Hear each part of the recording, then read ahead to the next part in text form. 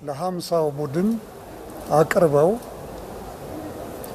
የተወያዩባቸውን ጉዳዮች በሚገባ እንዲሰነድ ካደረጉ በኋላ ከትናንት ጀምረው ለ250 ቡድን 50ዎቹ እንደገና 5 ሆነው በማቅረብ ላይ ይገኛሉ።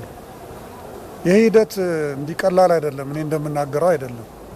ምክንያቱም ለምሳሌ ሀገር ግንባታ ላይ ያለ ቡድን ታች ከ10 ጀምሮ ነው እያደገ ወደ 50 ወደ 250 እያለ የሚሄደውና በሚገባ እያብላሉ 50ዎቹ በጋራ ተነጋግረው በትክክል ተማምነው እያንዳንዱ ተሳታፊ የተናገረው በሚገባ እንዲሰነድ ሆኖ 50ው ላይ ይቀርባል።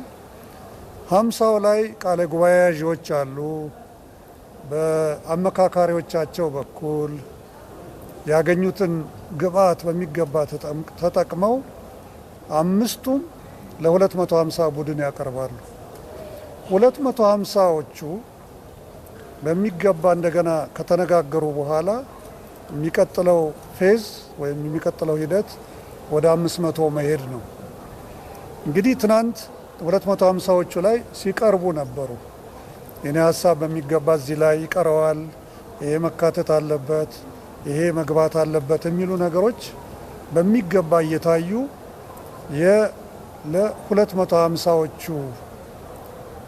ከ50ዎቹ የቀረቡት በ5 ቡድኖች የቀረቡት በሙሉ በዛሬው ዕለት በሚገባ እየተጠናቀሩ ነው ያሉት። ስለዚህ ዛሬ ይደርሳል ተብሎ ነበር። ስለዚህ ዛሬ ከሰዓት በኋላ ሙሉ በሙሉ ከተጠናቀቁ በኋላ ነገ ለ250ው 16 ቦታ ላይ ይቀርባል። ስለዚህ እንደገና ለመድገም ያህል 10 400 ቦታ፣ 50 80 ቦታ። አሁን የሚቀጥለው ፌዝ ላይ ይሄ 250 የሚባለው ምን ይባላል? ስልታዊ ቡድን ይባላል። ታስታውሱ እንደሆነ ጥቃቅን ቡድን ባለ 10ዎቹ፣ ንዑስ ቡድን ባለ 50ዎቹ። አሁን 250ዎቹ ላይ ሲደርስ ስልታዊ ቡድን ላይ በሚገባ እየቀረቡ የሚብላሉ ይሆናል። እስካሁን የምትሰሟቸው ነገሮች አሉ። ለምሳሌ እንዲህ ተወሰነ፣ የዚህ ጉዳይ እንዲያለቀለት ያለቀ ነገር የለም። ሀሳቦች በሚገባ ቀርበዋል። ሁላቸውም ሀሳቦቻቸውን እያቀረቡ ነው። ስለዚህ አሁን ከዚህ ከዳይቨርጀንት ከሚበታትነን በጣም በርካታ የሆኑ ይዘን የመጣናቸው ሀሳቦች በሙሉ ቀስ እያሉ እየተጠጋጉ ነው። ያው ደጅ እንደምትሰሙት በዚህ ርዕስ ላይ እንዲህ ተብሏል ተብሎ ለእናንተ እንኳን ሲቀርብላችሁ ብዙ መቀራረቦች እንዳሉ ሳታስተውሉ አልቀራችሁም። ስለዚህ እስካሁን የተወሰነ ነገር የለም። ይሄ ቦታ እንደዚህ ተወሰነ፣ እነኚህ ፓርቲዎች እንዲህ ያደረጉ፣ እነኚህ ዝም ብሎ ሀሳቦች፣ ፍላጎቶች፣ ምኞቶች ናቸው እንጂ ወደ ውሳኔ የሚያቀርበው ፌዝ ወይም ምዕራፍ ላይ ገና አልደረስም። ምክንያቱም ይሄ የ250 ፌዝ ስልታዊ ቡድኖች 250ዎቹ 16ቶቹ እንደገና በእነኚህ አጀንዳዎች ላይ አብላልተው ከጨረሱ በኋላ ምን ያደርጋሉ? ለ500 ቡድናቸው ያቀርባሉ ማለት ነው። 500 ነው እንግዲህ። እሱም ቢሆን መጀመሪያ 500ዎቹ እንደጀመሩ ወደ ስምምነት ይደርሳሉ ማለት ላይሆን ይችላል። አንዳንድ ላይ ያለቀለት ጉዳይ ይዘው ሊቀርቡ ይችላሉ። 500 ላይ በቶሎ ሊወስኑ ይችሉ ይሆናል። አለበለዚያ ግን 500 ላይ ከደረሱ በኋላ እንደገና የሚያብላሏቸው ሀሳቦች ይኖሯቸዋል። ስለዚህ ያን ጊዜ ነው እንግዲህ ወደ መሀል ወደ ኮንሰንሰስ የምንለው ወደ መግባባት ምዕራፍ ደረስን የሚባለው እዛ ላይ በምንደርስበት ጊዜ ነው። ስለዚህ ሂደታችን ይህን ይመስላል። እንደ ፈጣሪ ፈቃድ በዚህ ሳምንት የዚህ 250ው ምናልባት እጅግ ግፋ ቢል ወደ ሰኞ አካባቢ የ250ው ምዕራፍ ያልቅና ወደ 500 ልንሸጋገር እንችል ይሆናል ብዬ አስባለሁ። አንዳንድ ጊዜ ነገሮች እኛ እዚህ በቀን እንዳስቀመጥነው ላይ ሄዱ ይችላሉ። ለምን ዛሬ ለምሳሌ ሙሉ ቀን ከባድ ስራ ነው። የነኚህ የ80ዎቹን የ50 ግብአቶችን ማጠናቀር ራሱን የቻለ ስራ ነው። እነኚህ ግብአቶች ደግሞ ከስሩ በሚገባ ካልተሰነዱ አንደኛ ለውሳኔ ላይ እንቅፋት ሊፈጥሩ ይችላሉ። ሁለተኛ ለታሪክም ጭምር። ምክንያቱም እነኚህ የሚሰነዱ ሰነዶች እኮ ለዛሬ ውሳኔያችን ብቻ አይደለም የሚያገለግሉት፣ ለነገ እሳቢያችን ለነገ አቅጣጫችንንም ጭምር የሚጠቁሙ ናቸው።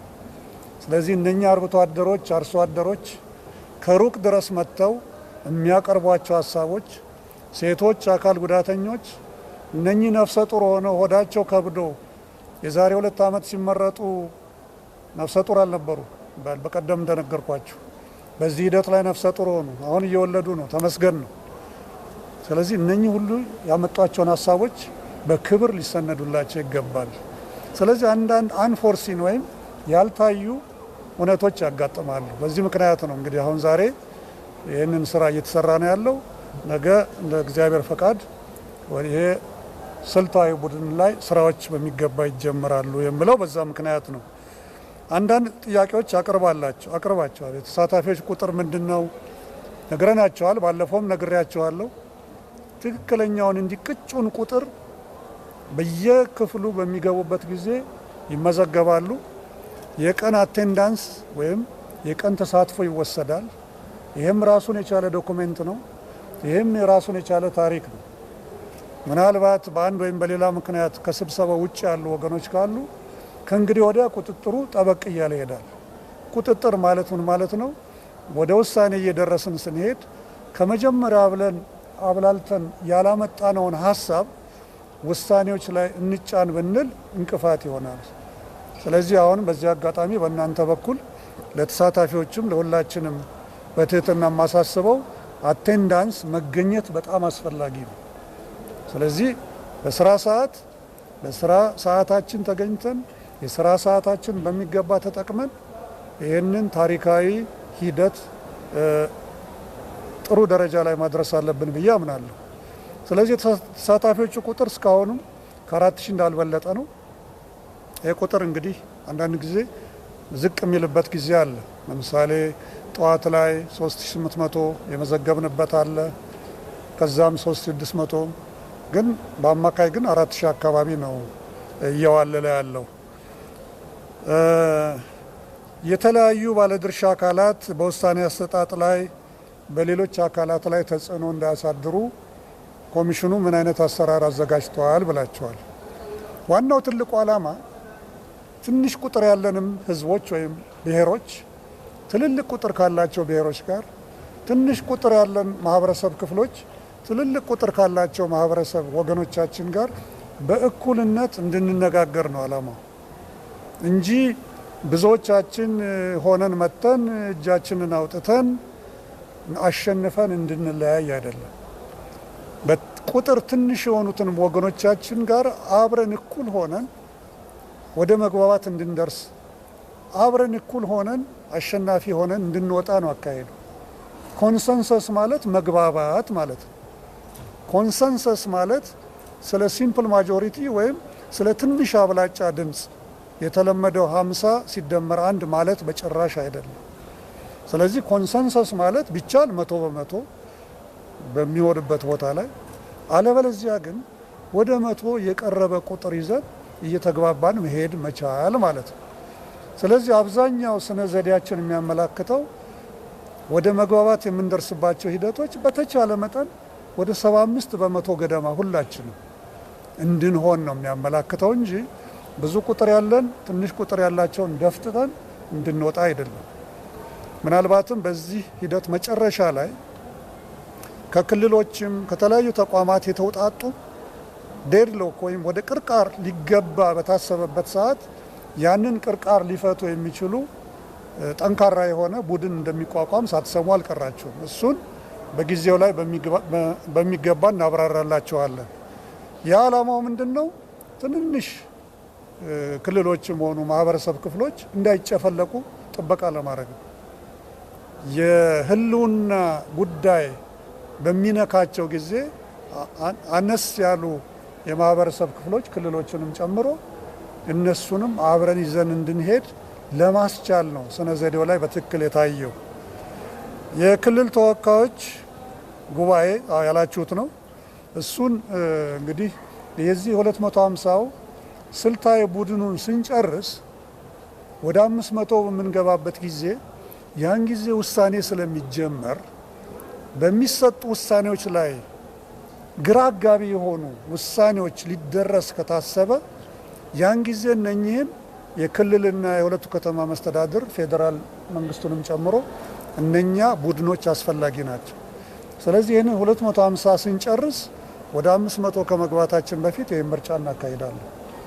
ስንት ነው የሚመረጡት፣ እነማን ናቸው እዛ ውስጥ የሚወከሉት የሚለውን ጊዜው ሲደርስ በሚቀጥለው ማብራሪያ ጊዜ የማቀርብላችሁ ይሆናል።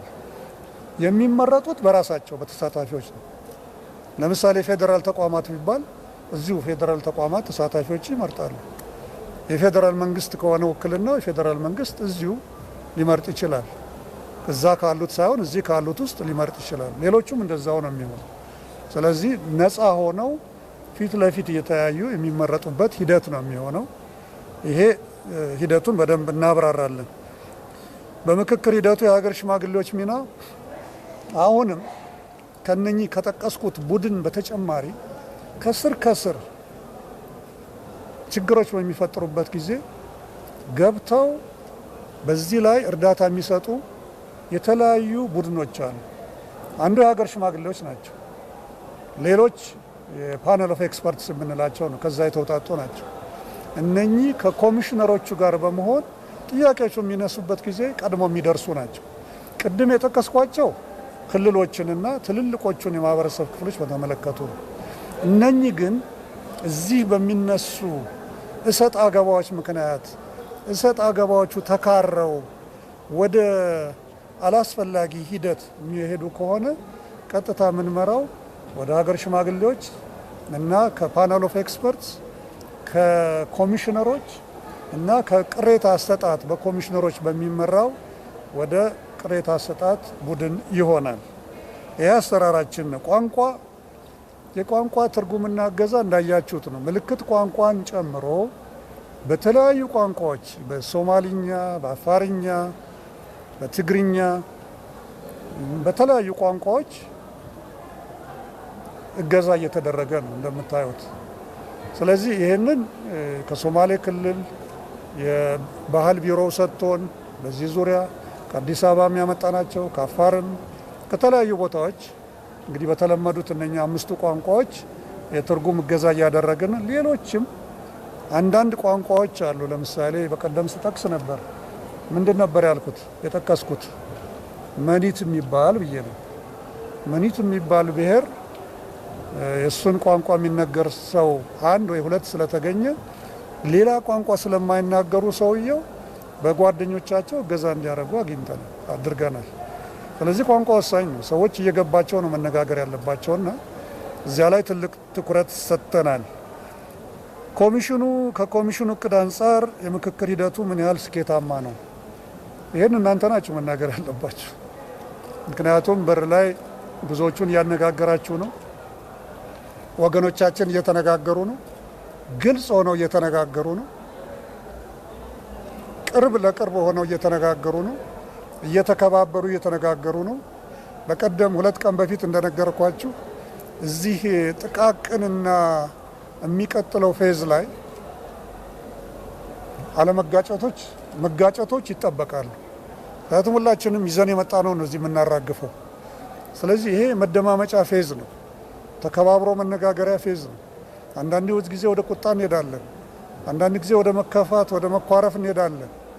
አንዳንድ ጊዜ ለዘመናት ይዘን የመጣ ነው ጥያቄ ስለሆነ በዚህ ፌዝ ላይ የመለያ ፌዝ ስለሆነ በዚህ ብዙ ነገሮች ያጋጥማሉ ብያችሁ ነበር። ግን እንደተፈራው አይደለም። እኔ ቢያንስ እንግዲህ ውጭ የምታናገሯቸው ምን እንዳሏችሁ ባላቅም እኔ ቢያንስ ያስተዋልኩት ነገር በሀገር ግንባታ ሂደት ላይ ነው እየተከታተልኩ ያለሁት።